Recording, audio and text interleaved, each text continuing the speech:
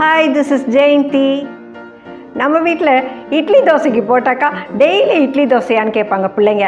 அப்புறம் சரி பிரெட் இருக்குது ஜாம் இருக்குது சாப்பிட்டுக்கணும், வெறும் பிரெட்டையும் ஜாமையும் சாப்பிடணுமான்னு கேட்பாங்க. அதனால நான் இன்றைக்கி ப்ரெட்டை வச்சு 2 ஸ்நாக் உங்களுக்கு பண்ணி காட்ட போகிறேன். அதுமாதிரி நம்ம பிள்ளைங்க எப்போதும் கேட்குற மாதிரி ஸ்வீட் பண்ணால் ஸ்வீட்டான்னு கேட்பாங்க, காரம் பண்ணால் காரமானு கேட்பாங்க.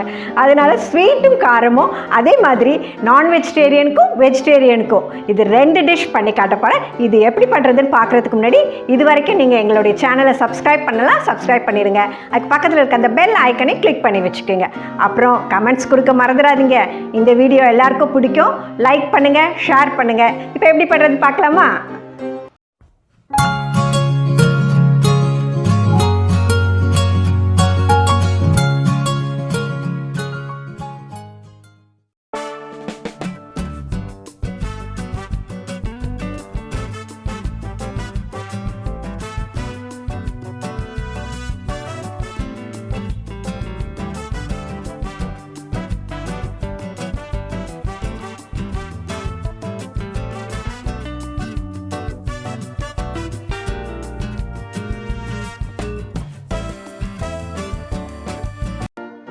இன்றைக்கி ப்ரெட்டை வச்சு 2 ஸ்நாக்ஸ் செஞ்சு காட்ட போகிறேன். அது ஃபஸ்ட்டு வந்து நம்ம ஸ்வீட் ஸ்நாக் பண்ணலாம். அதுக்கு ஒரு மிக்சிங் பவுலில் நம்ம 2 முட்டையை உடச்சி ஊற்றிக்கலாம். முட்டையை உடச்சி ஊற்றும்போது அந்த ஷெல்லெல்லாம் உழுந்துடாமல் பார்த்து ஊற்றிக்கோங்க. இப்போ வந்து இது கூடவே நான் வந்து ஒரு 1/4 டீஸ்பூன் அளவுக்கு பட்டையை வந்து வறுத்துட்டு அரைச்சி வச்சுருக்கேன். அதை வந்து 1/4 டீஸ்பூன் போட்டுக்கிறேன். அதே மாதிரி 1 டேபிள் ஸ்பூன் அளவுக்கு சுகர் போட்டுக்கிறேன். ஒரு 2 டேபிள் ஸ்பூன் அளவுக்கு நீங்கள் பால் ஊற்றி இதை நல்லா நீங்கள் பீட் பண்ணிக்கோங்க. எக்கு நல்லா பீட் பண்ணியாச்சு. உங்களுக்கு பட்டை அந்த பவுடர் இல்லைன்னா நீங்கள் ஏலக்காய் பவுடர் போட்டுக்கலாம், இல்லை வெனிலா எசன்ஸ் கூட ஊற்றிக்கலாம். இப்போ நம்ம ஈஸியாக இருக்கிறதுக்காக நான் இந்த மாதிரி ஒரு கப்பில் ஊற்றிக்கிறேன். நீங்கள் வந்து கிளாஸ் இருந்தால் கிளாஸில் கூட ஊற்றிக்குங்க. இந்த ஸ்வீட் ஸ்நாக் பண்ணுறதுக்கு நான் 4 ஸ்லைஸ் ப்ரெட் எடுத்திருக்கேன். இப்போ இதை வந்து நம்ம நடுவில் அந்த போர்ஷனை மட்டும் ஸ்கொயராக நம்ம கட் பண்ணிக்கலாம். நான் கட் பண்ணுறேன் பார்த்தீங்களா, அதே மாதிரியே நீங்களும் கட் பண்ணிக்கோங்க. நம்ம நார்மலாக வந்து குழந்தைங்களுக்கு வந்து ப்ரெட் பட்டர் ஜாம்லாம் பண்ணி கொடுப்போம். அதெல்லாம் வந்து சம்டைம்ஸ் அவங்களுக்கு போர் அடிச்சிடும், அதுங்க வந்து நல்லா இல்லைன்னு வேஸ்ட் பண்ணுவாங்க. இந்த மாதிரி நீங்கள் கொஞ்சம் புதுசாக நம்ம கண்டுபிடிச்சி நம்ம குழந்தைங்களுக்கு செஞ்சு கொடுத்தோம்னா அவங்களும் ரொம்ப இன்ட்ரெஸ்டிங்காக சாப்பிடுவாங்க, ஃபில்லிங்காகவும் இருக்கும். இதே மாதிரி நம்ம எல்லா ப்ரெட்டையும் நடுவில் இருக்க போர்ஷனை எடுத்துக்கலாம். எங்கள் சேனலில் நிறைய ப்ரெட்டை வச்சு ஸ்நாக்ஸு சாண்ட்விச்சஸ்லாம் போட்டிருக்கோம். டிஸ்கிரிப்ஷனில் நான் உங்களுக்கு லிங்க் கொடுக்குறேன், நீங்கள் அதை கிளிக் பண்ணி பாருங்கள்.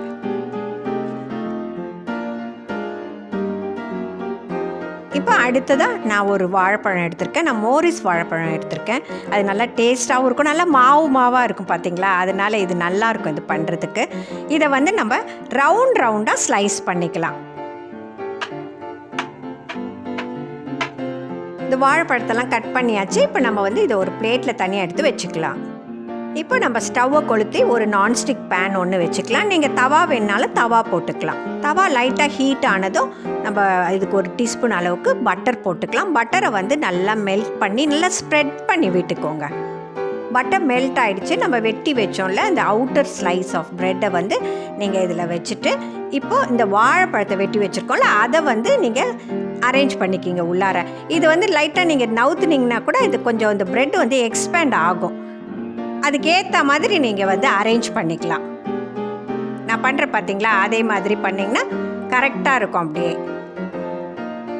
இப்போ இதுக்கு மேலே நம்ம அடித்து வச்சுருக்கோம்ல அந்த எக்கை, அதை வந்து இந்த ஹோலெல்லாம் அந்த கேப்லாம் இருக்குது பார்த்தீங்களா, அதெல்லாம் கவர் ஆகிற மாதிரி அப்படியே ஊற்றிக்கிங்க. நான் இதுக்காக தான் சொன்னேன், இது ஊற்றுறதுக்கு நம்மளுக்கு ஈஸியாக இருக்கும்னு சொல்லிட்டு. நீங்கள் டம்ளர்லையோ எதுலையாவது ஊற்றி வச்சுக்கிட்டிங்கன்னா இந்த மாதிரி நம்ம ஊற்றுறதுக்கு ஈஸியாக இருக்கும். நல்லா கரெக்டாக கவர் ஆகிற மாதிரி ஊற்றிடுங்க. இப்போ அடுத்ததாக நம்ம கட் பண்ணி வச்சுருக்கிறோம்ல அந்த மேல் போர்ஷனு, அந்த ப்ரெட்டை வந்து எடுத்து ரொம்ப ப்ரெஸ் பண்ணாதீங்க, லைட்டாக வச்சு ப்ரெஸ் பண்ணுங்கள். இந்த மாதிரி தோசை திருப்பி வச்சு கூட லைட்டாக நீங்கள் ப்ரெஸ் பண்ணிக்கலாம். லைட்டாக ப்ரெஸ் பண்ணி விடுங்க, ப்ரெஷர் கொடுக்காம. இப்போ இதுக்கு மேலே வந்து நம்ம பீட் பண்ணி வச்சுருக்கோம்ல இந்த எக்கை வந்து ஸ்பூனால் மேலே எல்லா இடத்துலையும் ஸ்ப்ரெட் ஆகிற மாதிரி இந்த மாதிரி ஊற்றி ஸ்ப்ரெட் பண்ணிக்கோங்க. இப்போ நம்ம இதை திருப்பி போட்டுக்கலாம். அடிப்பக்கம் நல்லா குக் ஆகிடுச்சு பாருங்கள், ப்ரௌனிஷாக வந்திருக்குல, இந்த மாதிரி ஸ்டேஜில் திருப்பிக்கலாம். இப்போ அடிப்பக்கமும் நல்லா டோஸ்ட் ஆகிறதுக்கு நம்ம கொஞ்சம் பட்டர் போட்டுக்கலாம். அந்த பட்டர் போடும்போது நீங்கள் எல்லா பக்கமும் ஸ்ப்ரெட் ஆகிற மாதிரி போட்டு நல்லா அதை டர்ன் பண்ணி விட்டுக்குங்க. அப்போ தான் நல்லா டோஸ்ட் ஆகும். இப்போ இது 2 பக்கமும் டோஸ்ட் ஆகிடுச்சு. நான் இப்போ இதை எடுத்துடுறேன். அழகாக வந்திருக்கு பாருங்கள். இப்போ அடுத்ததுக்கு நம்ம கொஞ்சம் பட்டர் போட்டுக்கலாம். இதே மாதிரியே நம்ம அந்த ஃப்ரேம் மாதிரி வெட்டி வச்சோம்ல, அந்த ப்ரெட்டை அவுட்டர் சைடை போட்டு இப்போ நம்ம வாழைப்பழத்தை இதே மாதிரியே நல்லா ஸ்லைஸை அழகாக அடுக்கிக்கலாம். இப்போ அதே மாதிரியே நம்ம எல்லாத்தையும் டோஸ்ட் பண்ணி எடுத்துக்கலாம். இந்த மாதிரி நீங்கள் ஒரு தடவை செஞ்சிங்கன்னா சும்மா செஞ்சு கேட்பாங்க உங்கள் பசங்க.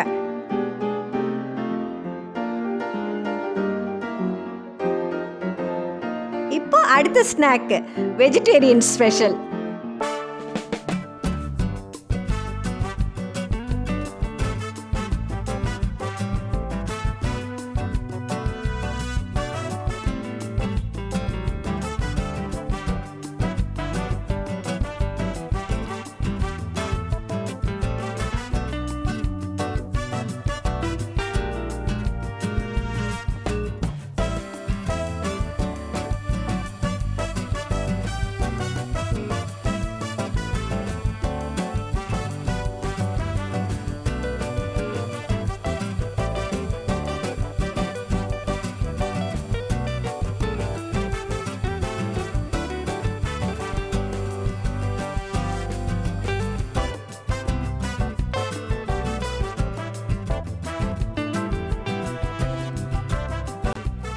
இப்போ அடுத்து ஸ்நாக் பண்ணுறதுக்கு நான் ஒரு உருளைக்கிழங்கு வேக வச்சுருக்கேன்.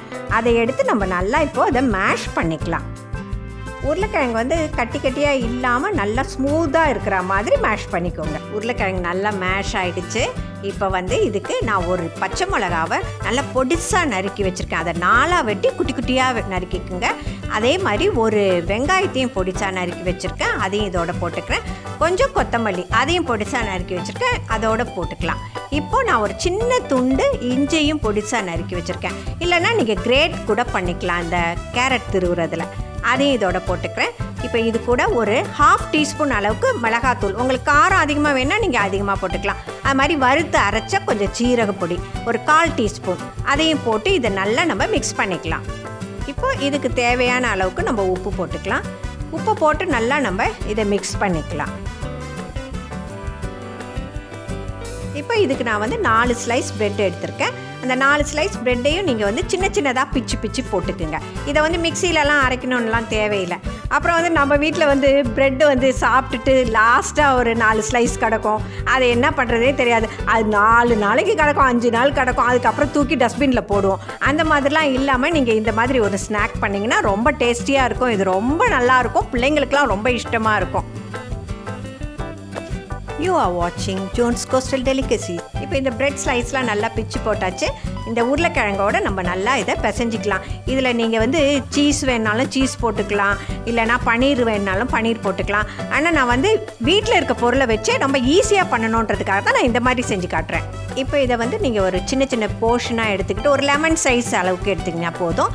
இதை வந்து நல்லா பால் மாதிரி உருட்டிக்கலாம். இதே மாதிரி எல்லாத்தையும் நம்ம உருட்டிக்கலாம். நம்ம பசங்களுக்கு டிஃபன் பாக்ஸில் கொடுக்கும்போது ப்ரெட்டெல்லாம் கொடுத்து அனுப்பினோம்னா அவங்க வந்து சாப்பிட முடியல, எனக்கு வந்து தொண்டையெல்லாம் அடைக்குது, பெல் அடிச்சிருச்சு, அதனால் நான் சாப்பிடாம வந்து நான் அப்படியே கொண்டு வருவாங்க. நீங்கள் இந்த மாதிரி ஒரு சாஸை ஊற்றி கொடுத்தீங்கன்னா டிஃபன் பாக்ஸ் வந்து காலியாக வரும். இது என்னோடய எக்ஸ்பீரியன்ஸு, அதான் நான் உங்ககிட்ட ஷேர் பண்ணிக்கிறேன்.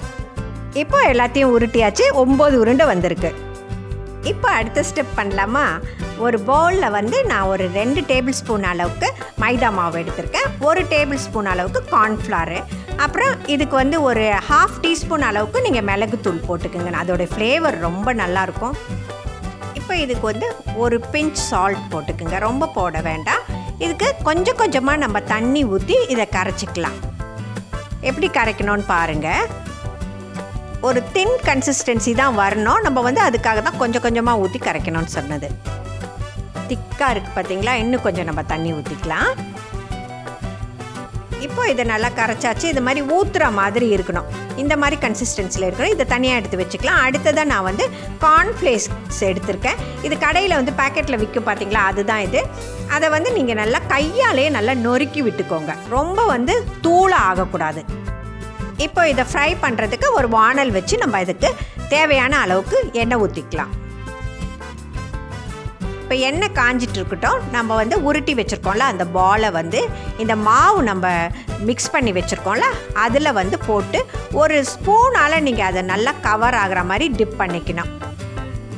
அதை வந்து நீங்கள் நல்லா கவர் ஆனதுக்கப்புறம் இந்த ஃபோக்கில் எடுத்திங்கன்னா எக்ஸஸ் மாவெல்லாம் கீழே ஊற்றிடும். இப்போ இதை எடுத்து நம்ம வந்து நொறுக்கி வச்சுருக்குறோம்ல இந்த கார்ன்ஃப்ளேக்ஸு அதில் வந்து நீங்கள் நல்லா இதை உருட்டுனீங்கன்னா இதுக்கு மேலே ஒரு லேயர் மாதிரி நல்லா கோட் ஆகிடும்.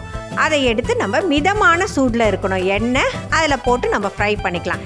இதே மாதிரியே நம்ம ஒரு உருண்டையும் செஞ்சு ஃப்ரை பண்ண வேண்டியது தான். இந்த ப்ராசஸை நீங்கள் வந்து அப்படியே ரிப்பீட்டடாக பண்ண வேண்டியது தான். மாவில் போட்டு டிப் பண்ணி அப்புறம் கார்ன்ஃப்ளேக்ஸில் நல்லா உருட்டி இதை போட்டு ஃப்ரை பண்ண வேண்டியது தான். இது நல்ல மேலே வந்து நல்லா கிறிஸ்பியாக இருக்கும், உள்ளே வந்து நல்லா சாஃப்டாக இருக்கும். இது சூப்பராக இருக்கும் இந்த மாதிரி நீங்கள் செஞ்சு கொடுத்தீங்கன்னா.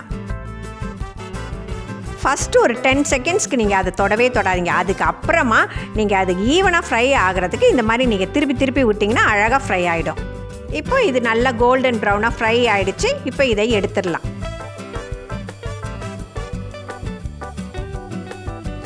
இப்போ அதே மாதிரி நம்ம அடுத்த செட்டையும் போட்டு ஃப்ரை பண்ணிக்கலாம். இப்போ எல்லாத்தையும் ஃப்ரை பண்ணி எடுத்தாச்சு. இது வந்து எண்ணெய் நிறையா குடிக்காது, நல்லா வந்து கிறிஸ்பியாக இருக்கும். ப்ரெட்டை வச்சு எப்படி ஈஸியாக நம்ம 2 ஸ்நாக் பண்ணிட்டோம்ல. ஸ்வீட் கேட்குறவங்களுக்கு ஸ்வீட்டு, காரம் கேட்குறவங்களுக்கு காரம், நல்லா சூப்பராக இருக்கும். நீங்கள் ஒரு தடவை செஞ்சிங்கன்னா இதை வந்து விடவே மாட்டாங்க பசங்க. அதுவும் என்ன ஒன்றுமே இல்லையா, இந்த மொனக்கடையில் போயிட்டு ஒரு ப்ரெட்டை வாங்கிட்டு வந்தீங்களா, செஞ்சிங்களா, நல்லா அழகாக 2 டைப் ஆஃப் ஸ்நாக்ஸ் செஞ்சு நல்லா வீட்டில் எல்லோரும் ஃபேமிலியோடு என்ஜாய் பண்ணி ஒரு டீயை போட்டு சாப்பிட்டோம்னா நைட்டு டின்னரே கேட்க மாட்டாங்க பசங்க. அவ்வளோ ஹெவியாகவும் இருக்கும், டேஸ்ட்டாகவும் இருக்கும், சூப்பராக இருக்கும். இந்த வீடியோ பிடிச்சிருந்தா லைக் பண்ணுங்கள், ஷேர் பண்ணுங்கள், அப்புறம் கமெண்ட் பண்ணுங்கள். Okay, see you, bye bye. Thanks for watching.